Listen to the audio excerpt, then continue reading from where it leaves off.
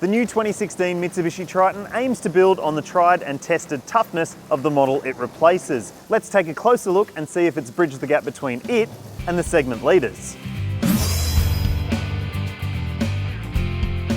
The new Triton has been built upon the existing model's underpinnings, though it has been thoroughly reworked for better comfort and performance. Under the bonnet is a new 2.4 litre 4-cylinder turbo diesel engine, which produces 133 kilowatts and 430 newton meters. That's 2 kilowatts and 30 newton meters more than the old engine, which was a 2.5 litre. In terms of styling, there's this new chrome-laden polarising front end with oversized headlights. But from the nose back, you'll notice there's strong curvature to the cabin, which is reminiscent of the model it replaces. At the rear, you'll see that the tray looks longer than it is. In fact, it measures 1.52 metres long and 1.47 metres wide, which is actually smaller than some of its rivals. In terms of payload, this top-spec automatic Exceed model has 935 kilos, which is well and truly less than the class leaders. When it comes to towing, the Triton has 3.1 tonnes, which is also less than most of the class leaders at 3.5.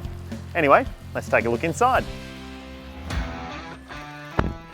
One of the major gripes of the previous generation Triton was the seating position, and that's been fixed with the new model. You now sit further down into the cabin rather than sitting on top of it like you did before. Further aiding driver comfort is reach and rake adjustable steering. And strangely enough, on this top-spec Exceed, we've got paddle shifters. There's still plenty of hard plastic throughout the cabin, but the way Mitsubishi has used different tones of grey to break it up makes it feel more upmarket than some of its rivals. And there's good storage, including big door pockets. The Exceed model also has satellite navigation, a reverse view camera, and digital radio. To keep things comfortable in the cabin, there's dual zone climate control. At the rear, the Triton was once a leader for backseat space, but now it's a bit cramped compared to some of its rivals. There's limited tow room, limited knee room, and limited headroom. However, it makes up for it with ISOFIX child seat anchor points.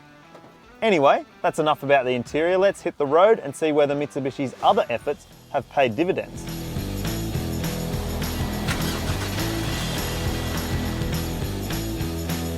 The first thing you notice when you drive the new Triton is that it's much quieter than before. There's less of that diesel clatter when the engine's warm, and there's also less wind and road noise intrusion.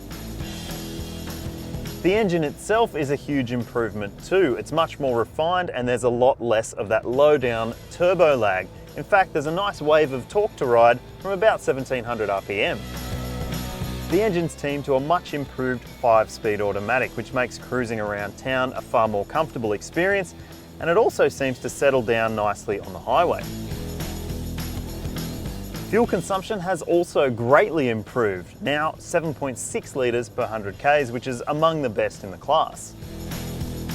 Mitsubishi has also added a new all-terrain system called Super Select 2. It allows you to shift on the fly, and it also allows you to keep the car in four-wheel drive when you return to civilization.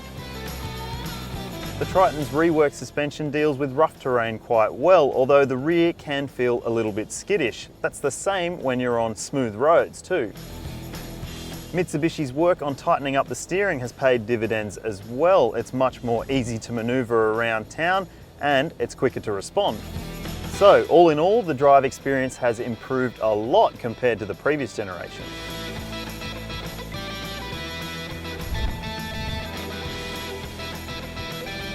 There's no doubt the 2016 Mitsubishi Triton is the best Triton you've ever been able to buy.